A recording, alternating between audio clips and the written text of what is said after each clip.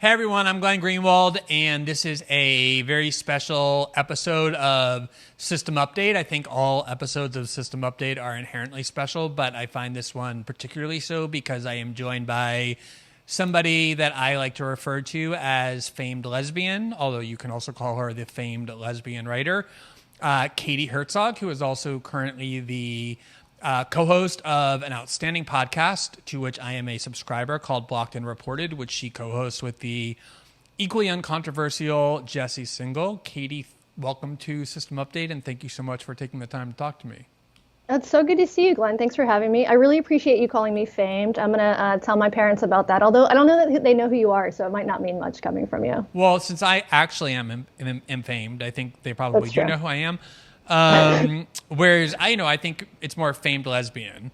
And also for people who don't know, Katie, prior to her freedom as a writer and an analyst, was for a while a pretty controversial writer at the, I guess you could call it leftist alt weekly, The Stranger, based in Seattle, where she wrote a lot of provocative articles. So has some experience working within media, and now somebody who is thriving on independent platforms, particularly Patreon. And then you also have a Substack column or investigation where you are investigating the morality and ethics of removing testicles from male dogs. Is that an accurate summary of your work? That's accurate. I'm glad that you made sure to say from dogs. It's not all testicles that I'm exploring removing, just canine testicles. Yeah, we don't want to play into that lesbian stereotype quite yet of women looking to remove male testicles. It's only... Although, people keep asking me, so the Substack is about the process of deciding whether or not to castrate my golden doodle, and about the history of the spaying neuter and why we do this to our animals. And people keep asking me if I'm actually going to cut Moose's balls off. And I keep telling them I'm leaning against doing it, but I'm probably going to cut off his penis. Right. I think it's a good compromise. No, but I mean, as it turns out, when you started writing that Substack, I thought it was kind of a mildly interesting topic, kind of a lark. As somebody who has, kind of people know, raised hundreds of dogs over the years. We currently have You're 27. A hoarder. Yeah, I'm a hoarder. Crazy, pathologized hoarder. We do castrate our dogs so that we don't have 400. But it turns out that there really are a lot of really fascinating kind of anthropological, sociological, physiological questions raised by that debate, which I had been blissfully unaware of until you started really delving into it in an interesting way. Yeah, it's a pretty interesting phenomenon, and the Substack is called Moose Nuggets. If anybody wants to subscribe, I've released 3 chapters. The plan is to release 4 and then to retire it, but I've already built up this audience, which now means that if I pivot, my permanent Substack will be called Moose Nuggets, because I'm not going to build up a new audience. This is it. A Moose Nuggets forever. Yeah, your audience is just forever going to be people fascinated with the testicles of canines. So what has brought us together, for today at least, we've been together in various ways previously, but what has brought us together today for this particular episode is, I guess the proximate cause is a controversy that has arisen over Substack.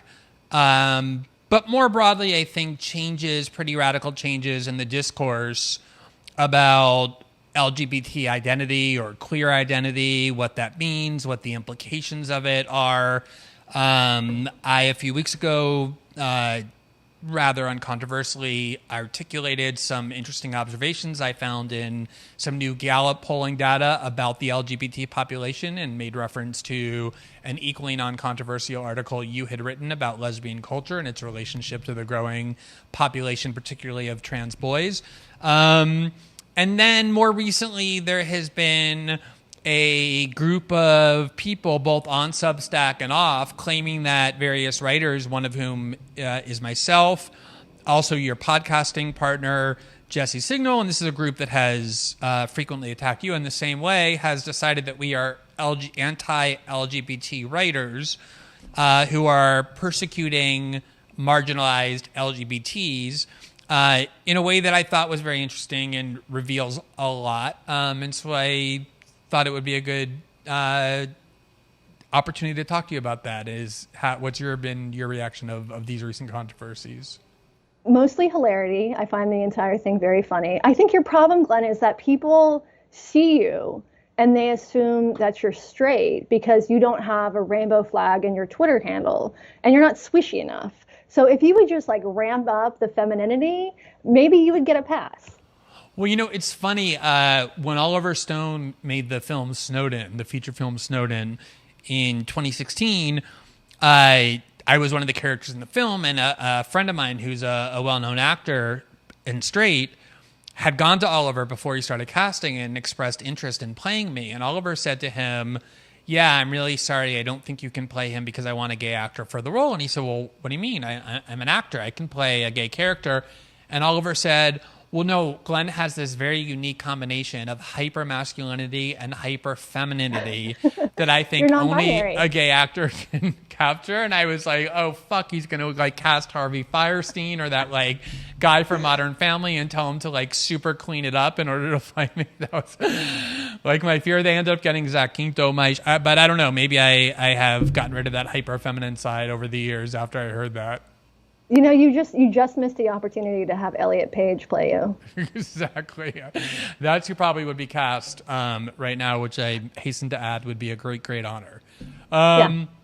So I'll just give a quick summary of what I think has been happening, and what I think it would be helpful for you and I to talk about to shed some light on what has become an increasingly prominent, I guess you could call it a tactic, maybe more neutrally a trend in political discourse, which is that what it means to claim an LGBT identity has changed pretty radically over the years in a very short period of time, actually. When, you and I are roughly the same generation. I think you're, as people can see, about a decade older. But when I was, kind of coming of age as a young adult, overwhelmingly the cause of, I guess it was really, sometimes it was referred to as the LGBT movement. More often it was referred to as the gay and lesbian movement, or sometimes the queer movement. Front and center, more or less, were the lives of gay men and lesbians, in part because we were the most visible, we were the most numerous. The laws that were most discriminatory primarily affected our lives. Certainly trans people have always been part of that movement, but numerically much less. And then bisexuality, I think people always had a hard time figuring out how that fit in. But the Gallup poll, for example, reflects this change that I think we kind of see anecdotally as well, which is that from Gen X, which is, I think, a generation defined as people born from 1965 until 1980, to the current youngest adult generation, which is Gen Z, there's been this enormous increase in the percentage of Americans who identify as LGBT, one of those four, or sometimes two or more. But the increase has come overwhelmingly not from gay men and lesbians, where the increase has been very mild, but instead from people who claim an identity of trans or bisexual. And increasingly, I think LGBT discourse is dominated by people who don't self-identify as gay men or lesbians, but more so as people who are trans or bisexual. Obviously, people who are trans can also be gay and lesbian, but overwhelmingly that's where the increase comes from. And with that has come this kind of change in the discourse surrounding how LGBT politics are discussed as well, where I would say almost predominantly now the voices who speak the most, who are the most visible activists in LGBT equality, are typically people who identify as trans, as bi, or even this poll didn't count this separately, but as non-binary. And I think it has had a lot of changes in what the definition of the political movement is, how it's understood, and how the discourse functions. Do you agree so far with that account? I do. Yeah. The history of this has not been written yet, but clearly something has changed. And my suspicion is that after the success of the gay marriage movement in the U.S., in 2015, after the Supreme Court legalized gay marriage, you had a lot of organizations that had built up these huge networks, and all of a sudden the big issue was over. They won, right?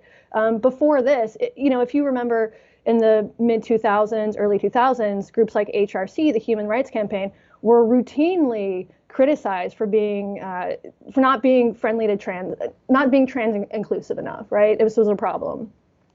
And then after gay marriage passed, instead of these organizations shutting down, saying like, all right, we fought for gay marriage and now gay marriage is won, so we don't need to exist anymore, what they did is pivot. And so these groups that for years, for decades, had been dedicated to this specific issue still needed to exist. They still wanted to exist. And so they pivoted to this other issue that is, of course, sort of tangentially a gay rights issue. But there is also all of these conflicts between the trans agenda, or parts of the trans agenda, and particularly the lesbian agenda.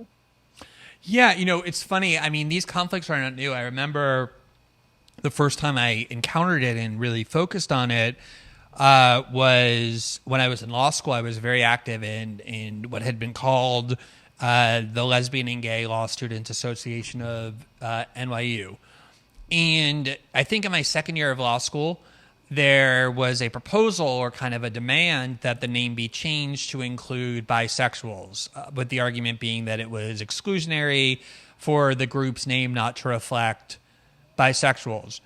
And at the time, like, the arguments and the fights politically and legally were about things like your right to live with your same-sex partner and have all of the full legal rights that opposite-sex couples enjoy. It was also things like Colorado's Amendment 2, which had voted to overturn a lot of all the local anti-discrimination laws designed to protect gay men and lesbians. And, I remember the people who participating in that debate who identified as bisexual and were advocating for the inclusion of this name seemed like they had a very different life than me in terms of what my identity as a gay man produced for my life.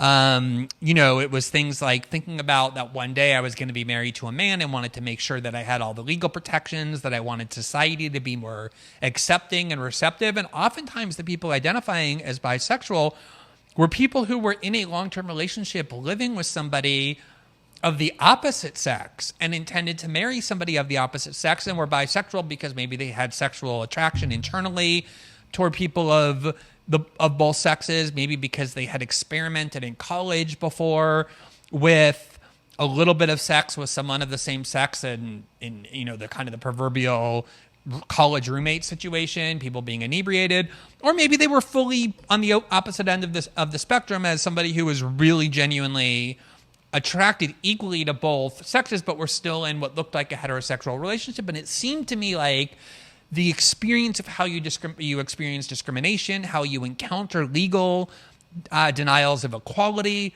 were very, very different in a way that I wasn't quite certain how those two identities, gay men and lesbians on the one hand and bisexuals on the other, could really fully merge as a single unit. And I'm still not sure I fully understand that. What has your experience been with those questions?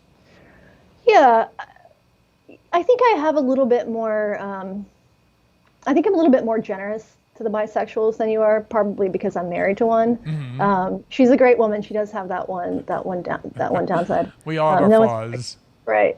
But so you have cases like that where, like, my wife is a bisexual woman who is in a monogamous marriage with a woman, with same-sex marriage. As you saw in the Gallup poll, that's a very, very small percentage of bisexuals. The vast majority of bisexuals, according to this Gallup poll, are in relationships with heterosexuals.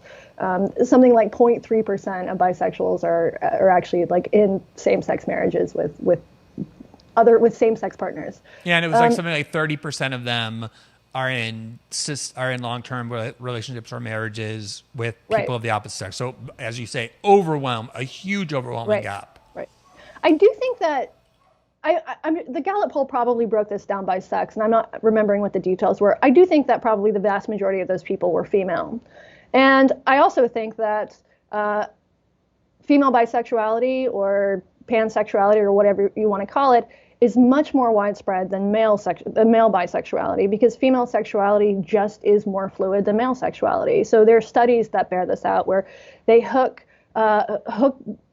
heterosexuals, homosexuals, bisexuals up to electrodes, show them some porn, and then watch the physiological response or do some sort of polling on what sort of basically arousal patterns. And what they found is that females, including heterosexual females, do have much more, they're more likely to be aroused by various types of pornography. It doesn't necessarily have to be heterosexual pornography for a woman to respond to it. And so I think that's really interesting that we do see these that female sexuality is much more fluid than male sexuality. The problem, though, is as a political movement, you're right, there are these sort of conflicts. I'm happy to welcome bisexuals into the greater LGBTQIA, whatever it is, movement. But it is also true that we have different life experiences. And if your life experience ends with you married to a man, then you're not going to be facing the same sort of oppression. I don't personally feel like I faced that much oppression as a lesbian, but I live in the United States. I live outside Seattle. Things are very different in different parts of the world. And so we do have these very different life experiences. And another thing is that the terms themselves, like bisexual, I don't mind as much because at least tells you something. The term that really I don't like is queer, because even 10 or 15 years ago, the term queer meant something. What it meant was basically that you were gay or bi.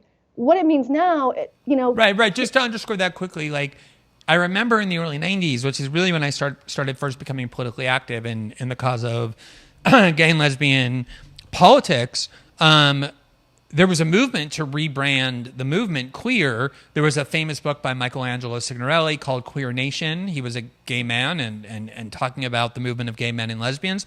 There was a group called Queer Nation. And oftentimes that word queer was intended to signify a more radical politics, kind of like right. to be oppositional to the Pete Buttigieg approach of being assimilationist. Right. Yeah. But it's still very much, I don't want to say signified because that's too strong, but I would say it connoted a movement predominantly focused on gay men and lesbians. And now it most definitely does not mean that. It's far more amorphous. Right. It means basically nothing. It can, heterosexual poly people are queer. Kinky straight people are queer. Everybody under the age of 30 is queer. I really wish that the Gallup poll had included both queer and non-binary in their questions, because we can't really get a perspective on millennial and Gen Z without those two terms, because those terms are vastly more popular from my anecdotal experience than terms like lesbian or gay even. If I had my way, we would all identify ourselves by our Kinsey score, because that actually tells you something, right? Because you can have, somebody who calls themselves bisexual or queer or whatever, who might be a 1 on the Kinsey scale, which means like predominantly heterosexual. So I want these terms to tell me something about the person that you are, the person that you sleep with, not that it's in any of my business in most cases. And the term queer just doesn't do that. It ends up being much more of a political term, a way to signal that you're on the left or you're different or you're just not straight, which is nobody wants to be straight. Yeah, for me, what I'm interested in is not so much the sexual experience, because that happens in private. And as you say, it's not so much anyone's business, and we often don't know that about people.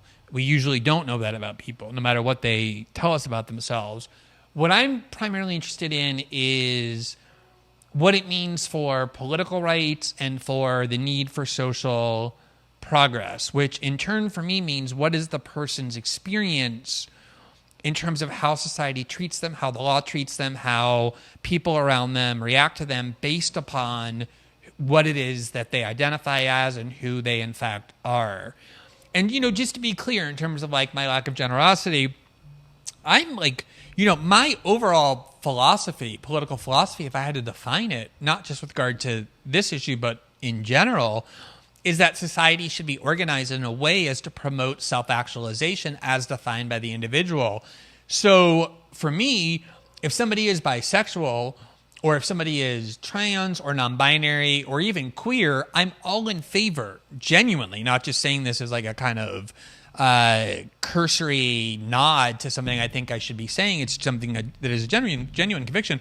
I'm fully supportive of that person's right to live their lives with complete and total dignity, to have the society honor and respect whatever it is that they decide to be, and have the law accommodate to the fullest extent possible the full panoply of legal rights and protections that everybody has. What I'm not entirely certain about is, and you alluded to this earlier when you said that you thought there was some tension between the trans movement at times and lesbianism, is this kind of notion that all of these things can just be constantly talked about as a monolith, as an indivisible monolith, where you just get put into the LGBTQ, whatever, A plus category, and it essentially means that's a descriptor for understanding this person's trajectory in life, the obstacles they've encountered, and their legal and political rights. And that already to me is something with which I'm very uncomfortable, because so often there's such vast differences within that defined group in all of those categories. Sure, definitely, and I agree with you. And I should also be a little bit more clear about that. When I say that there's some tension between the lesbian, I hate calling any population a community, because that presupposes that we actually know each other and like each other and would say hello to each other on the street, which is really not true. But so just as shorthand, let's say lesbian community.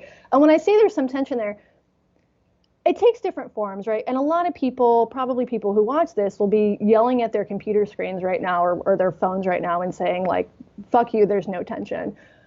Well, there is tension. You just don't always see it, because oftentimes it's sort of underground and people are scared to talk about this. And for me, like, just to be totally frank, like, people think that I'm a TERF, a trans exclusionary radical feminist. That's not true. I have no problem with trans women in women's bathrooms, in lesbian bars. I have no problem with that. People should be welcome wherever they want to be, for the most part.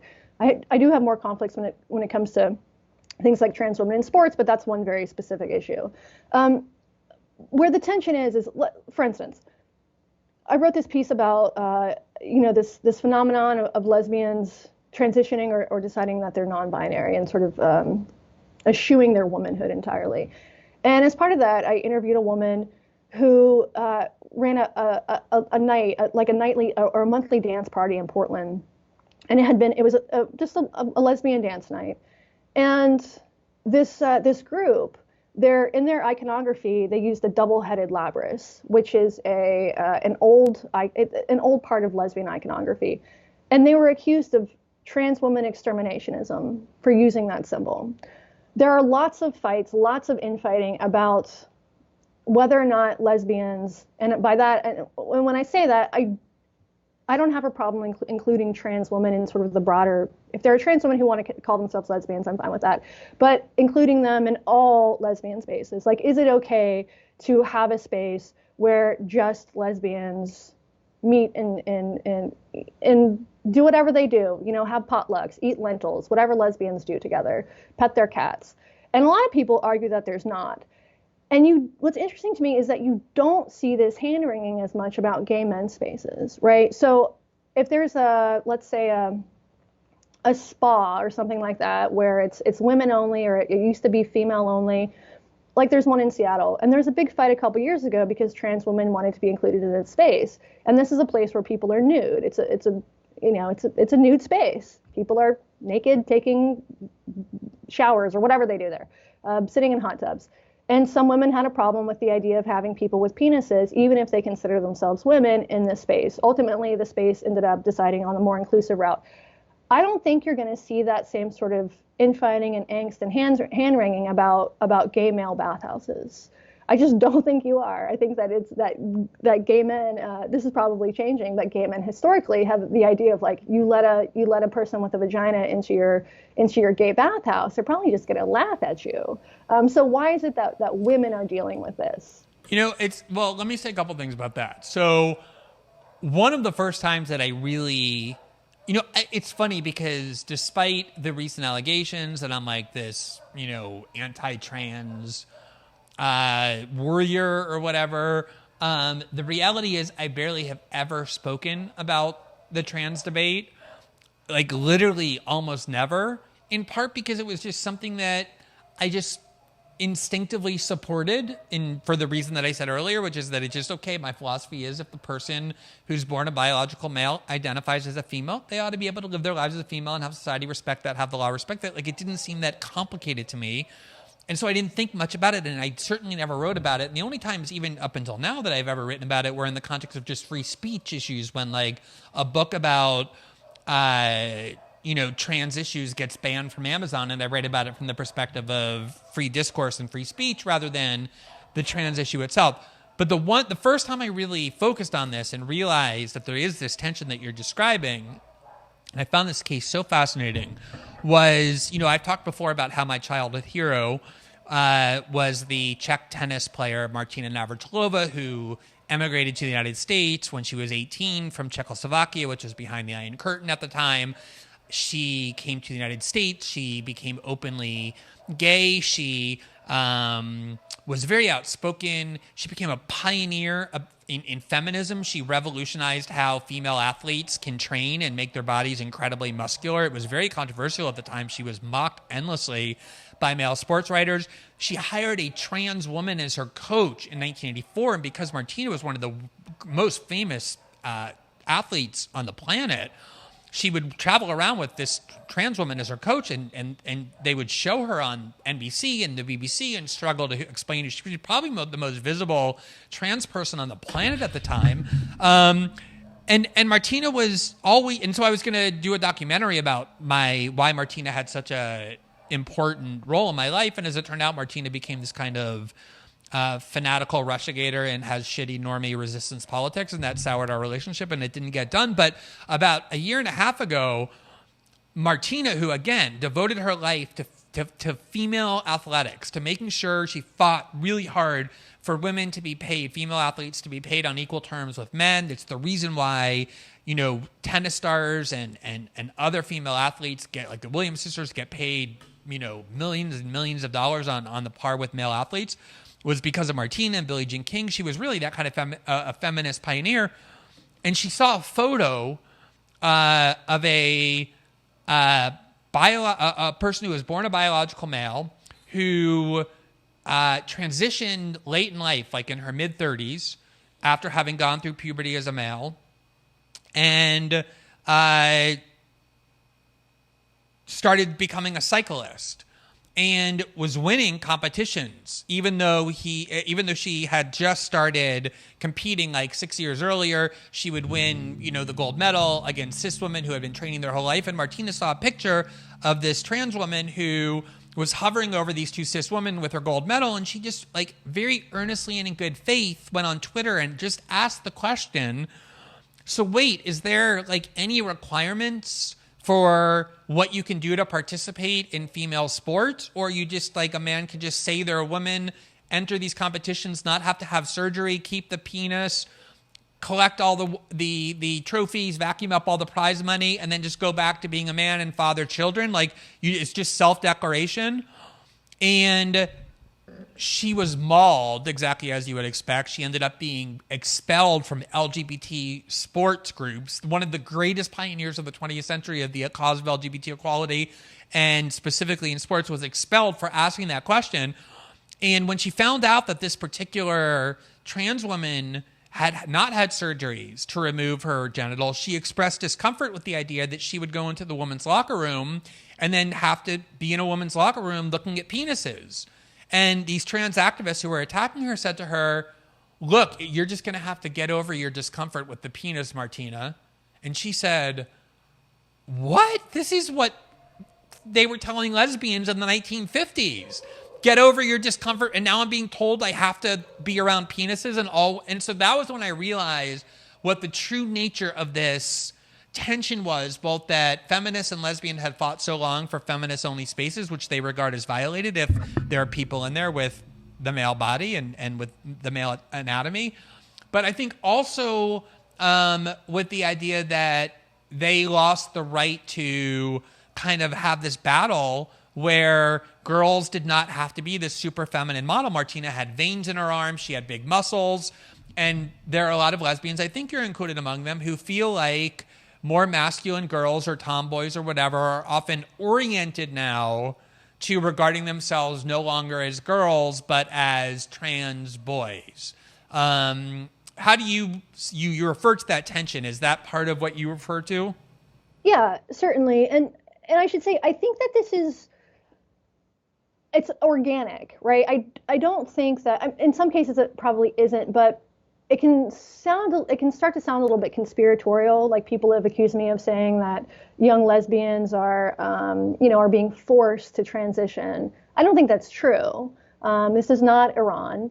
I think that they're making the choice. What I think is happening is that it's incredibly trendy to transition right now, or to transition to, or to call yourself non-binary or something like that.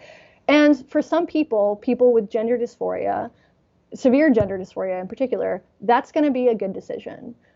We know this after years and years of data on this. We know that for some people, transitioning socially or medically is a way of alleviating their dysphoria. I would never argue that people shouldn't have access to healthcare and that they shouldn't be respected and treated as the sex or the gender that they want. I have no problem with that. But I can't tell you the number of natal females, people who would have been referred to as lesbians, 10 or 15 years ago, or as queer women, more likely. I know who've transitioned or who call themselves non-binary now. We're talking dozens of people. Some of them have top surgery, go on hormones. Some of them don't. But it is almost a weekly basis where I find out that another woman that I know is transitioning. And I think there's something going on there. And what bothers me is that we're not supposed to talk about it. What we're supposed to do is clap and tell them how brave they are. And maybe they are. I don't want anybody to face transphobia or bigotry at all. But we're not supposed to talk about it because it seems somehow as transphobic to comment on the fact that we have huge numbers of women in particular who are transitioning. And my question is, why? Is this something that, is there like this rash of gender dysphoria that we didn't know about? Or is it something else going on? Is it something more cultural? And my suspicion is that it's more cultural. Humans are an incredibly mimetic species. Almost everything that we do is influenced by the people around us, from the names that we give our children, to the dog breeds that we have, to the food that we eat, to the music that we listen to, our politics. And there's somehow this idea that this one thing is immune from social contagion. This one thing is immune from cultural influence. It's just the fact that people are now more comfortable to come out because life has gotten better for trans people, which I think is a good thing. But I don't and that's clearly that. part of a part of it, right? I mean, there's undoubtedly people Absolutely. coming out as trans who 20 years ago wouldn't have, simply Absolutely. because they really were trans 20 years ago, but didn't feel the society was sufficiently hospitable for them to do it.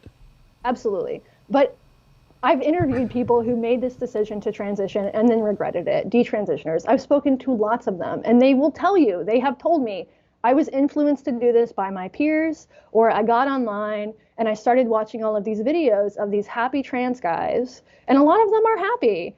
And I thought, this is for me. I want to change my life. And I kind of get it, like, I want to be a little bit stronger. I want to have a nicer jawline. I don't want to lose my hair or like get hair on my back. But if, there are some things that I can see, oh, this would be great. Like, I'd be able to do more pull-ups, have a higher sex drive. I can see the appeal. I'm not going to do it. But I do know lots of people who sort of look around them and they say, like, there's a bunch of cute trans guys. Lots of people want to date them. They're sort of higher on the hierarchy than lesbians are at this point. Why not? So something is going on. And it bothers me that we're supposed to just sort of not comment on it or not criticize it or not critique it or just try to figure out what is going on. Yeah, it's a total suppression of what makes life interesting, which is interrogating complex questions, the answers to which we don't know, particularly as a journalist, but anybody with just faculties of rationality wants to engage in that practice. And there's an obvious distinction between saying, I want to get to the bottom of this because I want to prove that a lot of these transitions are illegitimate and contrived, and then deny those people legal rights, neither of which we believe. We believe, as a starting point politically, that anybody who is trans and who claims that identity has the absolute right to have society and the legal framework treat them as such with full dignity and equality. That's not even a question. The question is to understand sociologically what explains these trends, and we cannot ever permit that kind of a good faith interrogation to understand these complex social changes, because they are very significant, very profound, and very rapid social changes that we're being asked to accept, to not try and understand what the cause is. I think, we are political animals, right? And what that means is we need to be connected to society. It's in our DNA. That's why if you put a human being in prolonged solitary confinement, they'll go crazy. It's denying them a psychological necessity, which is being part of a society.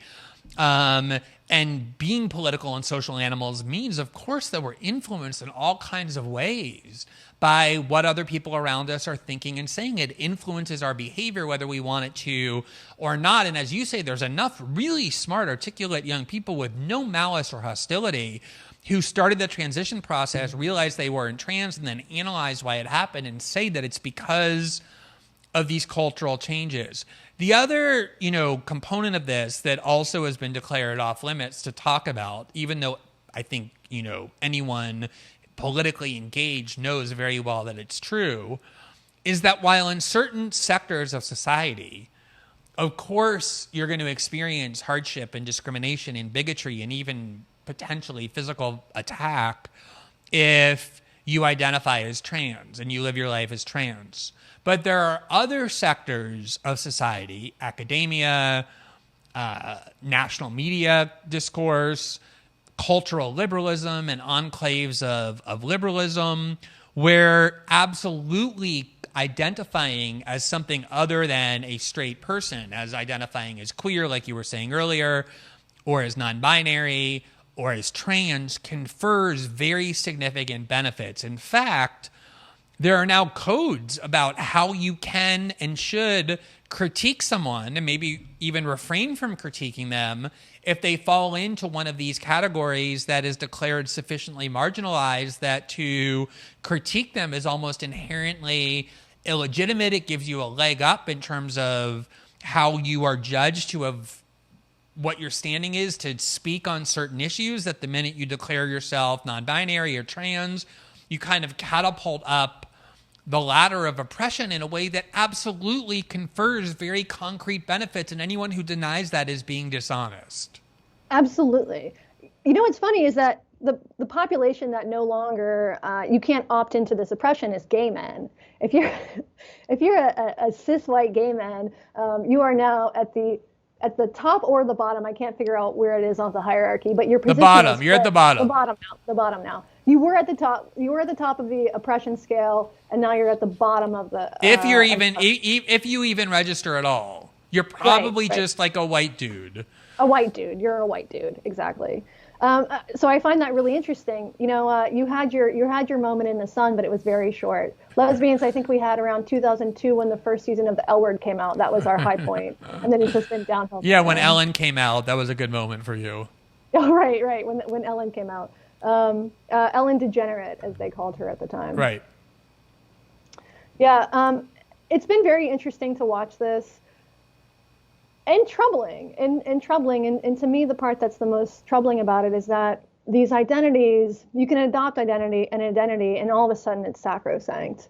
Well, I don't think that anything is sacrosanct. And I also like the pronoun thing, right? So I'm totally happy to I don't misgender people. I'm totally happy to call people whatever pronouns that they want. But like, for instance, Mike Pesca, who was recently suspended indefinitely without pay from Slate, so fired. One of the complaints about him was that he was flippant about the pronoun they on a podcast. I listened to Mike on this podcast. He was not actually flippant at all. His critique was that they is a poor third pronoun choice because it already has a meaning and it's directly opposed to the meaning that we want to confer on it now. But so this was so problematic that this was used as one of the marks against Mike.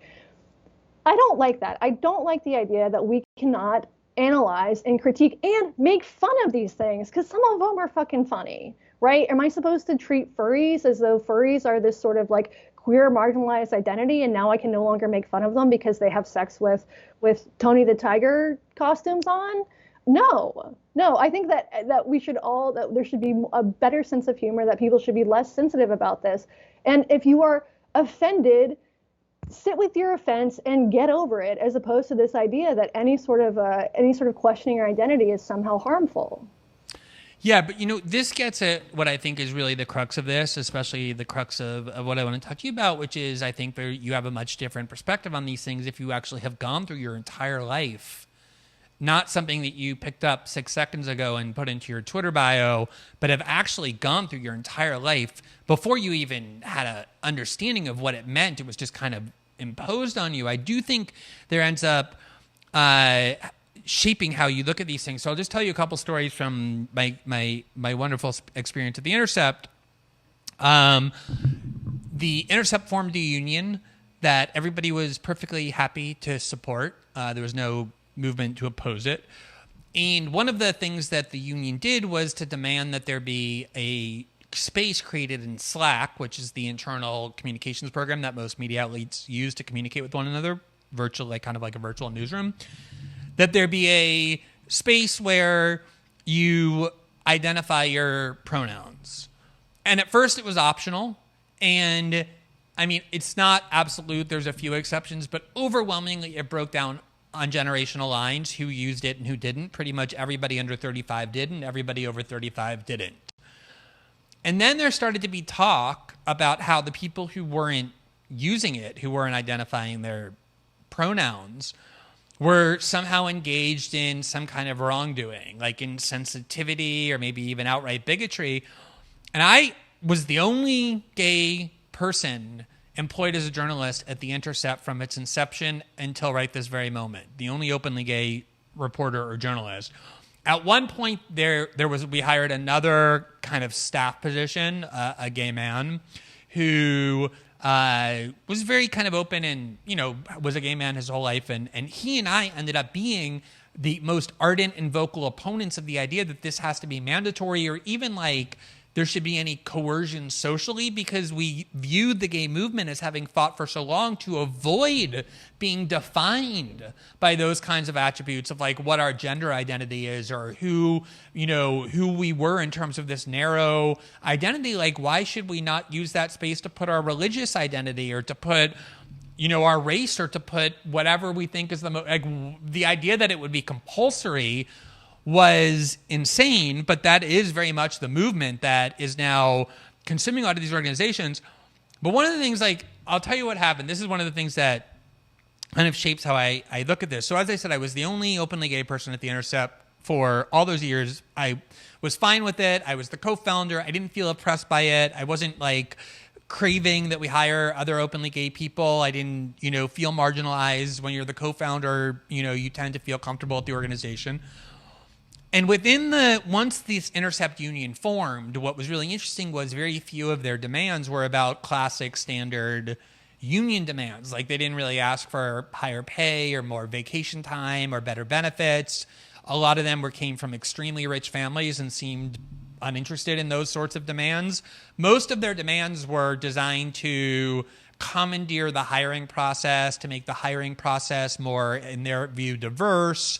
Their idea of diversity, we had a lot of writers of color who they decided were the wrong kinds of writers of color that they tried very hard to drive out, like Lee Fung and Zed Jelani. But anyway, that was the kind of banner that it was very like a social justice movement under the name of the union. And one of the leaders of that effort internally, I don't want to say who it was this white, straight, cis guy who was basically running around accusing people all the time of being bigoted and oppressive, including people who have actually had a life filled with discrimination and bigotry like myself. And it was weird that he became the kind of accuser. And so one day, out of the blue, this person who lives with his girlfriend and has for years, so he has a heterosexual life, a heterosexual relationship by all appearances. Society treats that relationship as totally normal and healthy and welcomed and always has. Without really, I don't think he even did an announcement. He just put the rainbow flag in his Twitter bio along with the word bi, and then started acting as though his oppression from being marginalized as a person who was bi was almost greater than everybody else's, including people who didn't just identify that way since last Thursday, but who have lived their entire lives that way.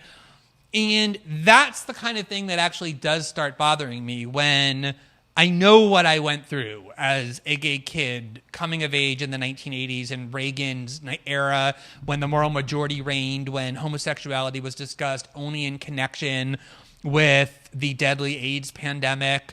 When in the 1990s and 2000s, even the leading progressive Democrats like Barack Obama twice ran for president, explicitly opposed to gay marriage, saying in 2008 when he was interviewed by Rick Warren, the evangelical pastor, that the reason he was opposed to gay marriage, even though he was in favor of domestic partnerships or civil unions, was because, quote, God is in the mix, meaning from Barack Obama that God's view is that he does not sanction the morality of same-sex marriages. And then even, when I met my husband, who was a Brazilian citizen, in 2005, not the 1950s, but in 2005, there was a law in place called the Defense of Marriage Act, enacted by both Democrats and Republicans. The vote was like 84-15 in the Senate. Bill Clinton signed it into law that explicitly barred the federal government from issuing any spousal rights to same-sex couples, which means he and I didn't have the right to get him a green card the way I would have had he been a Brazilian woman and I had married him. And so we were forced into exile, basically, prevented from living in our own country for 8 years. So these are real issues of like emotional difficulty, psychological obstacles, legal hurdles that are very substantial. And when I hear people trying to minimize that or demean it by deciding that to be gay is no longer really marginalized, or that people who say they're non-binary because they start wearing lipstick and growing their nails and putting nail polish on as of like 2 months ago are now in some kind of morally superior position and where they're oppressors, that's the part that really does start to chafe at me. Right. Nobody opted into this when there was widespread oppression. You would not see people sort of, I don't know. It's not, I don't want to accuse anybody of faking it, but there is this sort of, I don't know, the cultural appropriation, something I'm generally okay with. Eat whatever food that you want, listen to whatever music that you want, but the cultural appropriation of this identity that is grating, especially because I think there's a real lack of perspective from people who are under the age of, say, 30 about how difficult it was to be gay, outwardly gay, just a few years ago, not long ago, right? I mean, when I was coming out in the late 90s, early 2000s, the idea that I would someday be able to get married or have children, no way. People had been totally unthinkable. Totally. I mean, I lived in North Carolina when North Carolina passed an amendment, a constitutional amendment banning gay marriage. It was just, and this was not that long ago. This was like 8 years ago or something like that. So there is this real lack of historical perspective. I interviewed a guy a couple years ago for The Stranger does a queer issue every year, and I interviewed a guy he's in his 60s, and he lived through the AIDS crisis, and he was the only one of his friends who lived through the AIDS crisis. Everybody else died. Everybody died. And when he talked about his about living under these conditions and how difficult it was, and losing his family and losing his partner and losing his partner's family and not being able to even legally keep the things that they owned together because the partner's family got involved, the response from people younger when this was published was basically like, shut up, old man, shut up. Nobody wanted to hear it. Younger people didn't want to hear it, and they didn't care. And instead they sort of have co-opted this identity, in some cases, I think, for oppression points, because victimhood is very in right now, and to just sort of to get more power, because with minority status, unless you're just a plain old cis straight gay dude, comes some kind of power right now. Yep. And just a couple things about that. First of all, it's very United States centric, right? Like, there are big improvements without doubt.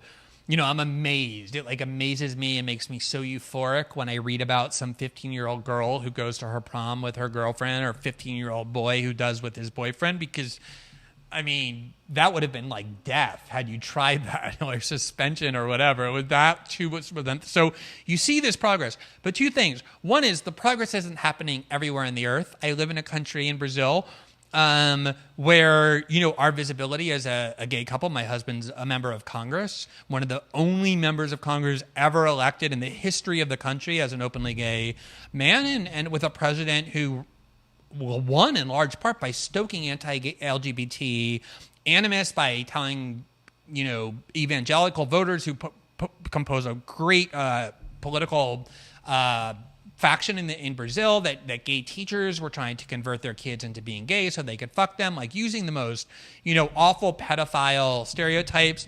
So it's not everywhere, and even in the United States, it's not everywhere, right? It's in certain places, or maybe most places, but not all. But also, it doesn't matter, like, even if it improves at some point during your lifetime, being born into a society that tells you that you are unequal, that you are immoral, that your relationships and the people you love don't have the same value and don't merit even being recognized as valid love.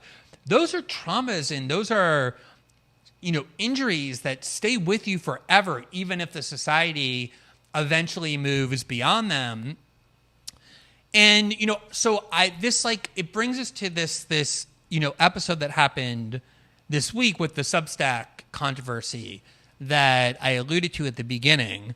So there has been this kind of new found attack on Substack, the way there has been on other platforms that enable journalists to succeed independently. On Patreon, where you and Jesse are doing so well, there has been this years-long campaign to destroy the reputation of both of you, and you found a place on Patreon where you can do as well as, if not better than, you've ever done as journalists before, by relying not on the good graces of other media outlets to employ you, but your audience, and you're free of the constraints imposed by those media outlets.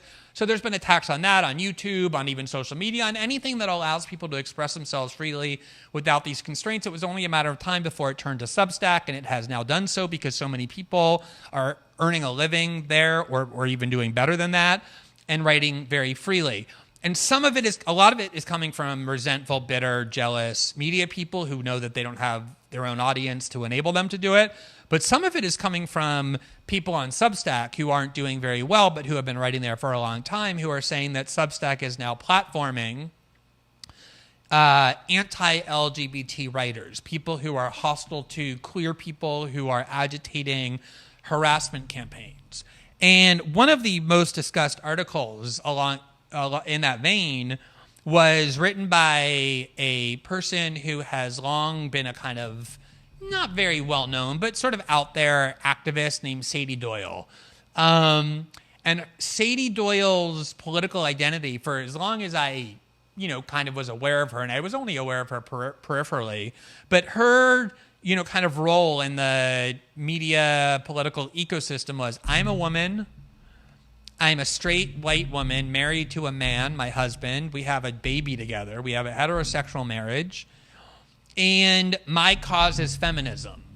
Anger at misogyny, anger at the patriarchy. It translated into that kind of extreme fanatical devotion to Hillary Clinton and hatred of Bernie Sanders in 2016. So that was her role in political life, was I'm a woman, a straight woman married to a man, but a hardcore feminist. I think that Doyle might have identified as queer even during those times. I don't know if it was. I recently saw it was unclear. I recently saw somebody who sent me a tweet from that has been deleted but is on Web Archive, making an allusion to how Sadie was considering at some point identifying as bi, but hadn't yet done so. But whatever it is, she was certainly a woman, and her cause was feminism in the name of her womanhood. Totally. Okay. Absolutely. And she was married, and she was and is married to a man. So even if she were bi on some level, she was in a fully heterosexual marriage, not facing any of the legal and societal barriers I just described, facing myself, and that you in a same-sex marriage have faced as well.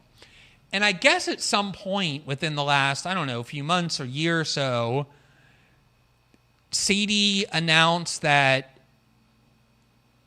Sadie no longer identified as a woman, but is now a person who is trans, but I believe also non-binary, had a slight name change. I think now goes by the name of Jude Sadie Doyle. Thank you. And wrote a article on Substack this week, the point of which was to say that Substack was built on the backs of marginalized trans people like Jude, and that now what Substack is doing, having extracted the labor and value of people like Jude, is now platforming and empowering anti-LGBT voices. And two of the examples that were named, in fact, two of the leading ones, were Andrew Sullivan, who in the 1980s was one of the very few people with a public platform to be openly gay, who was, as we were saying, gay marriage was unthinkable even in the 90s, but in the 80s he wrote a book advocating for gay marriage, who was one of the very first public figures to identify as being HIV positive and to speak openly about what life was like as an HIV positive gay man in the early 1990s and the difficulties that race. So Andrew was identified as one of the anti-LGBT writers that Substack is now nefariously platforming. And I also was identified as a vicious anti-LGBT writer who incites harassment against women and marginalized people like Jude. And now I think the headline was something like Queer Rebellion led by Jude against people like me and Andrew Sullivan. And I just couldn't fucking believe, Katie, that having lived my entire life facing every form of discrimination imaginable, from legal and overt and explicit to deeply traumatizing and crippling psychological and emotional discrimination when I was too young to have any idea what it meant, let alone defend myself against, and all of the messaging I've endured and the obstacles that other people like me have had to overcome, to be accused by somebody who just picked up this label like 3 seconds ago and has now declared himself the person in charge of what it means to be marginalized and can pick up this flag and use it to bludgeon me and Andrew and others is so fucking offensive, and I think reflective of so many of the worst trends that while we agree the movement should be inclusive and the discourse should recognize their full rights to equality and every other kind of dignity and acceptance, there is something going on, this kind of inversion where people like that are not only insinuating themselves into this identity, but putting themselves at the very top of the pyramid. Right. You know, I don't want to question Jude's commitment to the trans identity. Me neither. Certainly, right. That'd be terrible.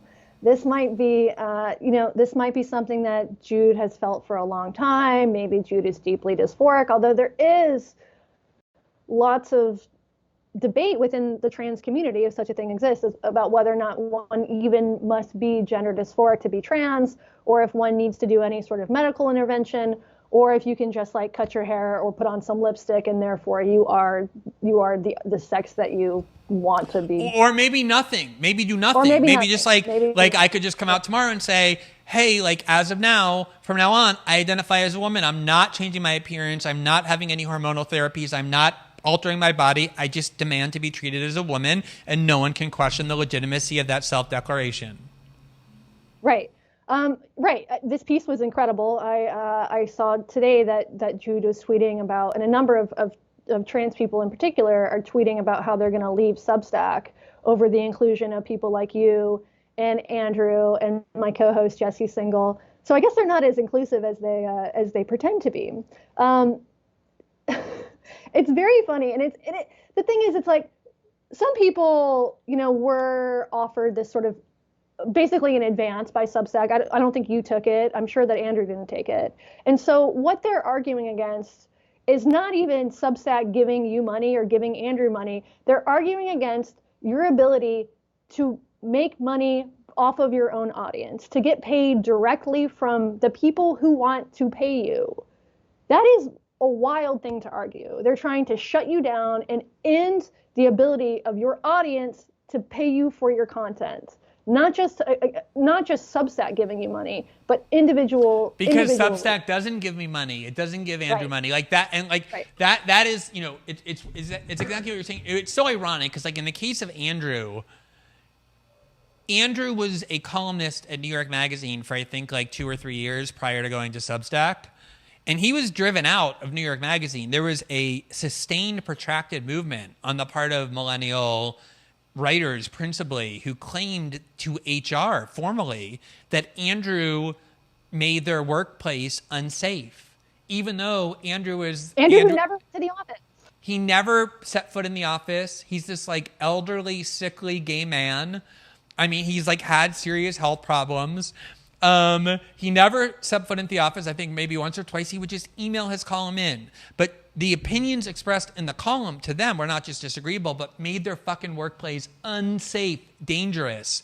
So they successfully drove him out of New York Magazine. He got fired. And it was clearly at least part of the reason was that. And so he said, okay, I guess I can't work in mainstream media organizations any longer, even though I have for the last 30 years, Time, The Atlantic, you know, everywhere that since he left the New Republic competed, the New York Times Magazine, because he always had a big audience. Now he's no longer employable within mainstream outlets. He's okay, I'm going to go to Substack and just see how many people want to voluntarily pay.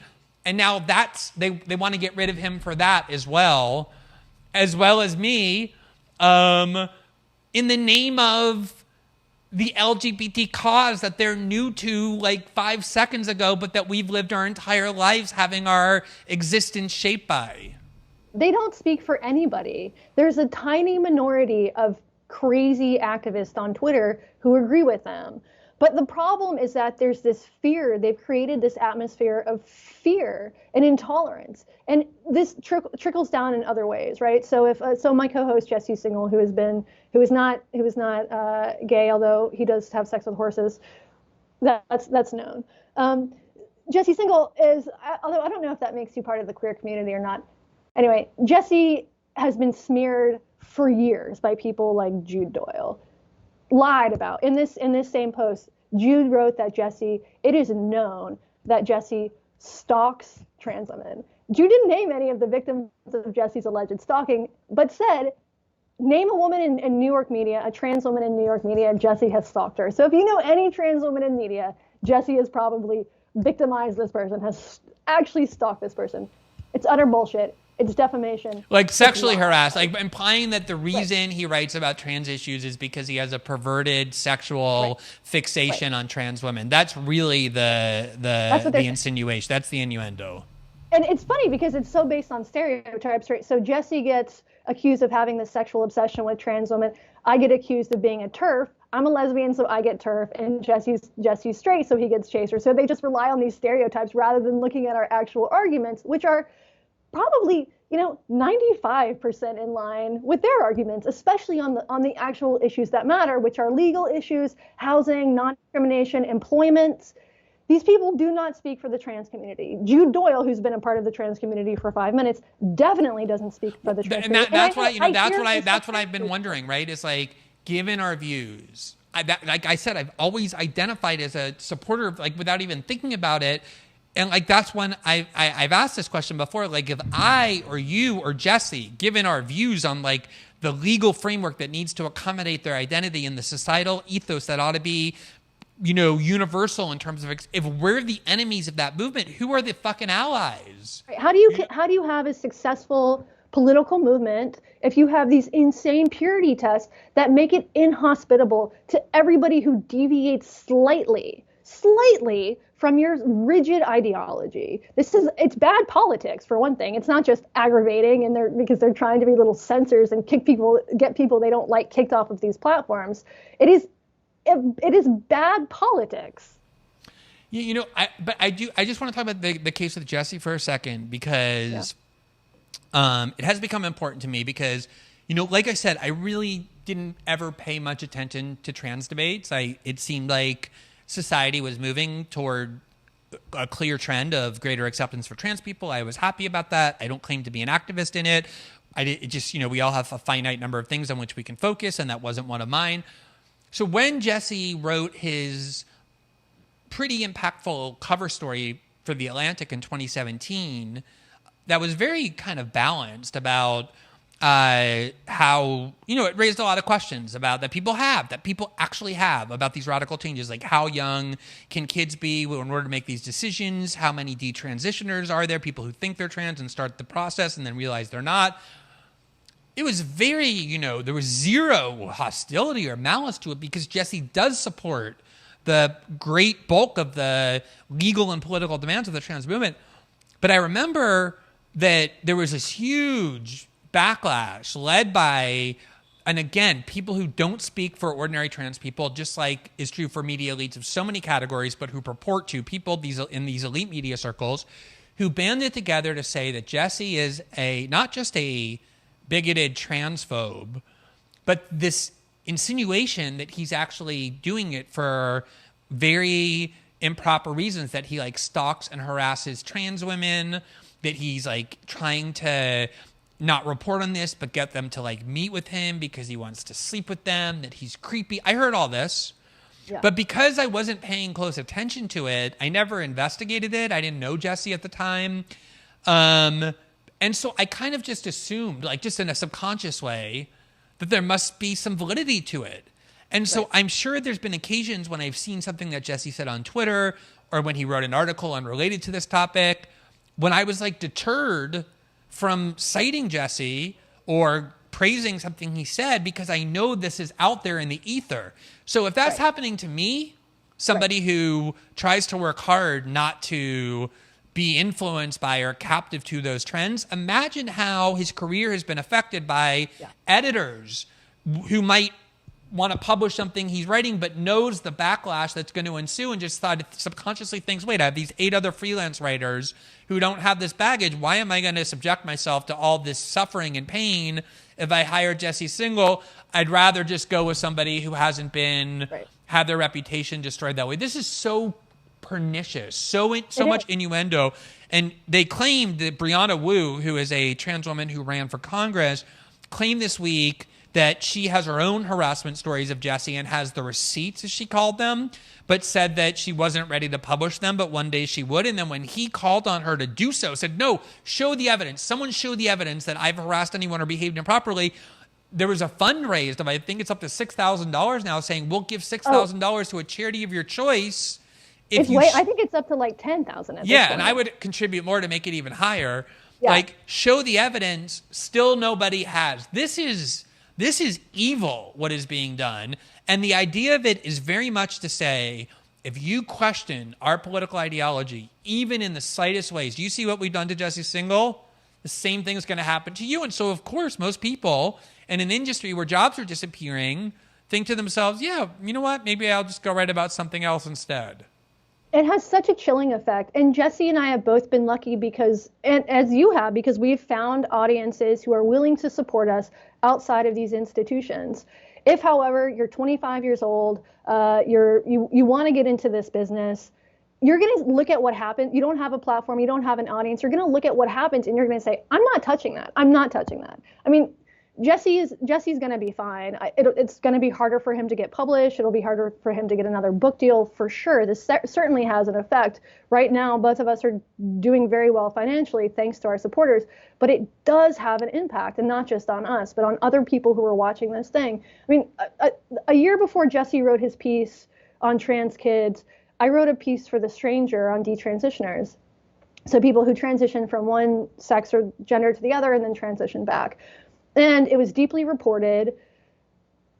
I reread it recently, and I hedged for so much of it, making sure that it was obvious that the existence of detransitioners doesn't in any way negate the fact that transition can be a very effective way of dealing with gender dysphoria for some people. Just the whole thing is just threaded through with just like throat clearing and hedging. It's sort of embarrassing to read at this point.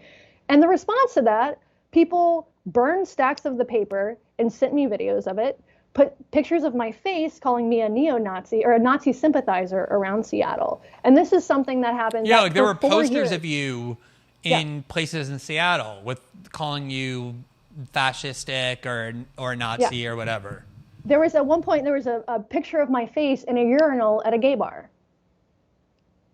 Or a queer bar. Yeah. So this is the sort of shit that you get when you dare question these things. And the thing is, Jesse and I are both incredibly devoted to reporting on these things responsibly and following the evidence. It's not as though we have jumped into this issue and are just sort of writing polemics or even have a political agenda. We don't. What we care about is accurate reporting on this issue.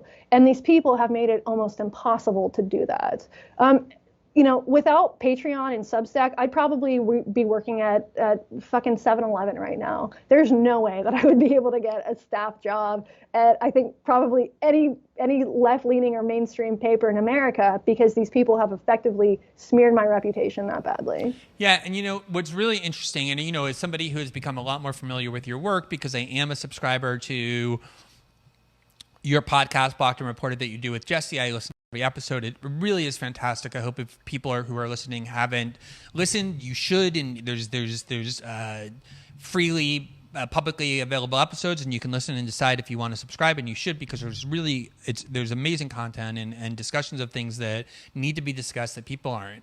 I probably had similar thoughts about you as I had about Jesse, just things that were out in the ether that I subconsciously absorbed.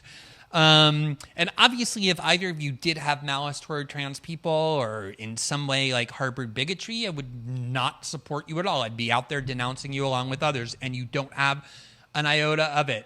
I've told this story before, but I think I told it on Joe Rogan actually. But this is like going to your point that you made about how it's bad politics. I was on, a podcast. I did a podcast, Andrew Sullivan's podcast, I guess this month, and I think you listened. And one of the things we talked about was how when I was doing gay activism in the 90s, and obviously I wasn't nearly as involved as he or other people like him, but I was doing it on kind of a micro level. I didn't have a public platform.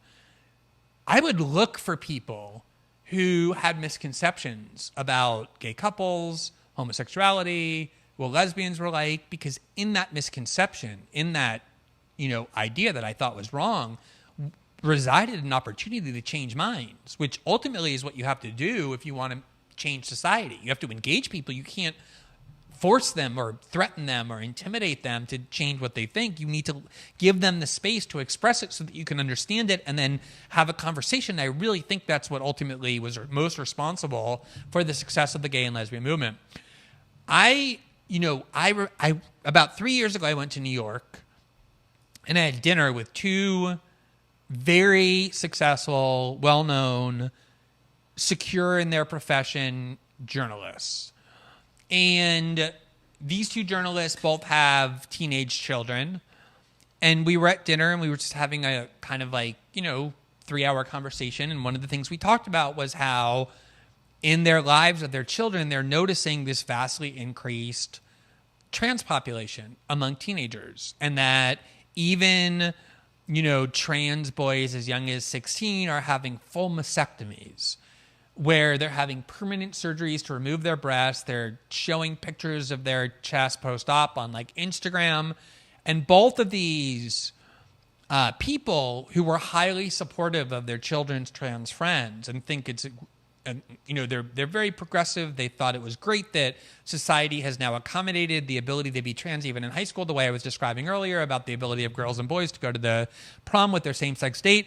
Nonetheless, kind of asked, at what age is somebody capable of making that choice? And is there a danger that people are being misdiagnosed, or certain sectors in society are encouraging people, parents, health care professionals, the kids themselves, to identify as trans even if they're not? We explored the discussion. We talked about it.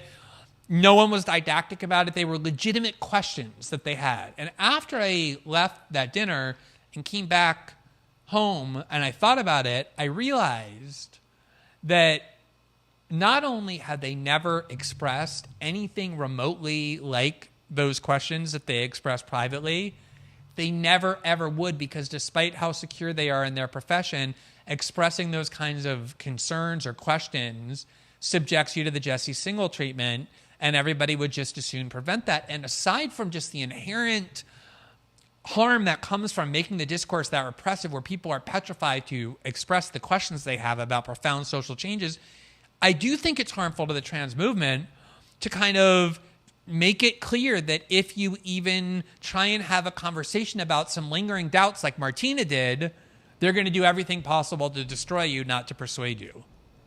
Absolutely. And the best thing for the trans movement politically is for the people to not have regrets. And the best way for people to not have regrets is to have a good diagnosis. And there are lots of clinicians. Jesse did an interview a couple weeks ago with a clinician named Erica Anderson for our show, who's a trans woman. She's been a clinician working in this field for something like 40 years.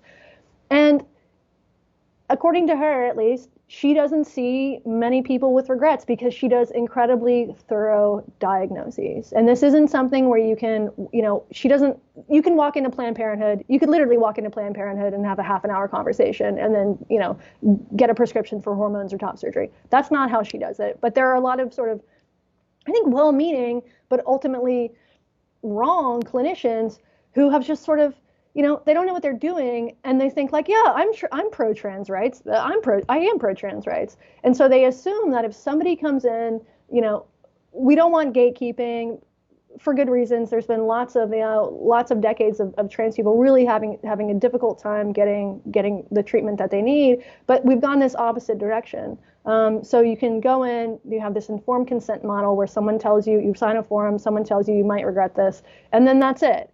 So if you actually, that's not going to be good for the trans rights movements if in 10 years or 5 years or 3 years or next week, you have a rash of young people detransitioning, which is happening. It was difficult for me to find detransitioners when I wrote my piece about it in 2017. It's not difficult to find people right now. There are growing numbers of them all the time because these people were improperly diagnosed.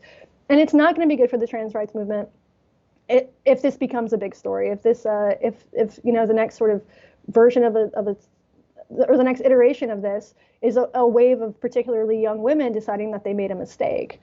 And sensible trans people get this, they see this, but then there's this contingent of online trans activists who don't get it, and all they try to do is shut down any sort of questioning of the conversation. And I think they're having a lot of harm, causing a lot of harm to their own cause.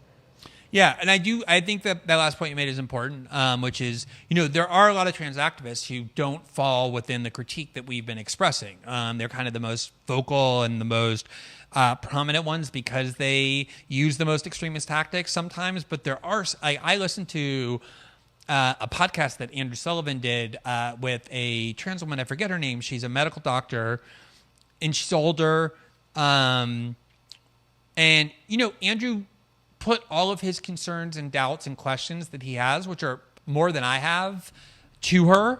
And it was like one of the most effective examples of advocacy that she was like very thorough and had listened to the critique and did her best to address it with science and with knowledge and never having an assumption of bad faith. And I walked away actually more convinced about her perspective than I had been in a long time. I'll try and put the link in the description so that I would really encourage people who want to go listen to it. So we are talking about a very visible model. Just for the last point, at least for me, you're free to raise 12 more if you want while I sit deferentially and quietly listening. I think one of the things that we have to get away from, and that's causing a lot of the problems, is the incentive embedded in our discourse to have some kind of oppression status because of how many benefits it confers. The idea that if there's, somebody involved in a debate who has a particular attribute that's regarded as marginalized, they're presumptively right in the debate. If they're arguing with somebody who isn't, who doesn't, that they deserve special deference in terms of how you can critique or criticize them. That they are to be presumptively believed in terms of the accusations they make. That was one of the things that I heard people saying in terms of the controversy around the accusations for Jesse is, why should we have to present evidence? There are trans women saying this about a white, straight, cis dude. What, you're going to side with the white, straight, cis dude when people are just actually siding with basic precepts of due process? So I think well beyond the issue of trans and non-binary and queer identity and all that, this anti-intellectual corrupting framework in our discourse that your arguments are to be judged not based on the merit or substance of what you're saying or the evidence you present to support them, but instead who you are or how you identify is one of the most corrupting parts that's causing a lot of these problems. I totally agree with you. And the irony is that there is, it's not applied consistently, right? So if you have, for instance, a sort of black heterodox thinker, someone like Coleman Hughes or someone like that, nobody defers to Coleman who disagrees with him because he's black. Nobody defers to or you like on Ben this Carson. Right. So it's only applied to people who have the good politics, the right politics. We're supposed to defer to these people. But you're right. We have this right now, just this hyper focus on identity. This is one of the reasons that I object to putting your pronouns in your bio, and now people are putting their race on their bio, is just this overemphasis, this reification of these intractable characteristics that really should not be the most important thing about you. In fact, they should be the least important thing about you. Your ideas should be much more important, I think, than these sort of whatever. That's the whole fucking point, right? Of equality right. is like that. That was the thing. Is like in that article that Jude wrote, all the people that they wanted to like shield off as marginalized all had their titles like non-binary and trans, and of course Jude being the leading example. But then when it came time to like list the persecutors of the marginalized, it was just like white cis man Glenn Greenwald and Andrew Sullivan, like just stripping us, denying us even the acknowledgement of who we are, because in that framework, to have acknowledged it would have been to weaken the argument that was trying to be created. Right, absolutely. So you don't count. You don't count anymore. Your rainbow flag has been taken away from you and donated to Jude Doyle. Exactly. As of like Wednesday, March 3rd. Right. I mean, ultimately, I think that these people are going to lose this argument. I think we're in the midst of moral panic, built on moral panic, and sometimes it's hard to see straight, especially for people like us. I think ultimately they're going to lose this argument, but we are in this moment of just incredible fear about social ostracization and deviating slightly from this acceptable narrative can put you in some actual harm. In terms of career prospects. Yeah, but it's interesting that I think you put your finger on why this has become such an issue, like this sudden obsession with deplatforming people off Substack. It's precisely because, one of the things that I always am conscious of is that I have had, I do have a lot of freedom, which gives a lot of power, because from the beginning of my writing, I always have had my own independent readership. I never had to get that from somebody else. And so when I went to Salon First and The Guardian, I always took my readership with me, and it gave me a lot of leverage. And I always knew that if I left one of those places, I could always survive because I had a readership. And so I do feel like, and you have one now too, right? Like you're making a better living than you've ever made as a journalist, not working for institutions, because you rely exclusively on an audience that appreciates your contributions. And I really am conscious of the fact that because I have that freedom in an industry where most people don't, right? Where jobs are disappearing, people are getting laid off and fired. I feel like with that freedom, with that latitude comes an obligation to work to create the space to have these debates, because if we don't, who will? And I think by opening that space, by having these conversations that I know so many people agree with, or at least think, but can't say it the way we can, what that does is it undermines their strategy. Their strategy depends on preventing anybody from talking about these things and ensuring destruction of anyone who does. And because it doesn't work with us, that's why they become so fixated on us, because in so many ways, we are the subversion of their tactics of repression. Absolutely.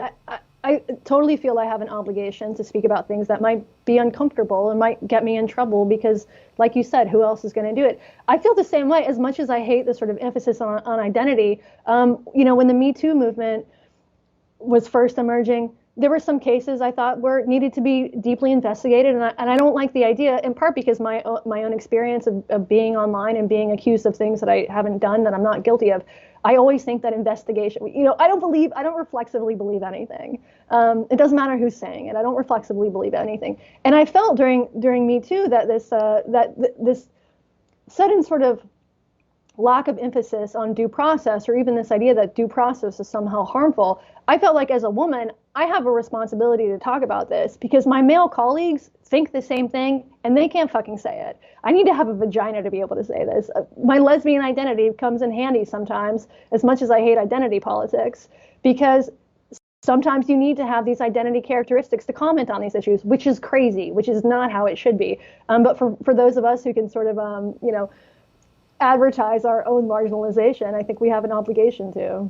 Yeah, even if it's just like cynical, even if it's to weaponize it. We didn't create the rules. We're just working within them. And the rules are that if you have that, it has a value, even though it shouldn't. Well, anyway, Katie, I have had a secret plot for a long time to get rid of Jesse and become your internet husband. I'll take it. And I feel like this has been a major advancement of my clandestine plan. Well, I'll tell him. Maybe Jude Doyle can't take him down, but Glenn Greenwald can. He's going to be so jealous when he sees that we went off and did our own. It's like eloping. Yeah. No signals allowed. Exactly. Give Jesse a little support because it's going to be a rough time for him over the next few days once he realizes that I stole you away from him. But anyway, Katie, it was super interesting, super illuminating, and I really appreciate talking to you. Oh, great to talk to you, Glenn. Okay, bye. Bye.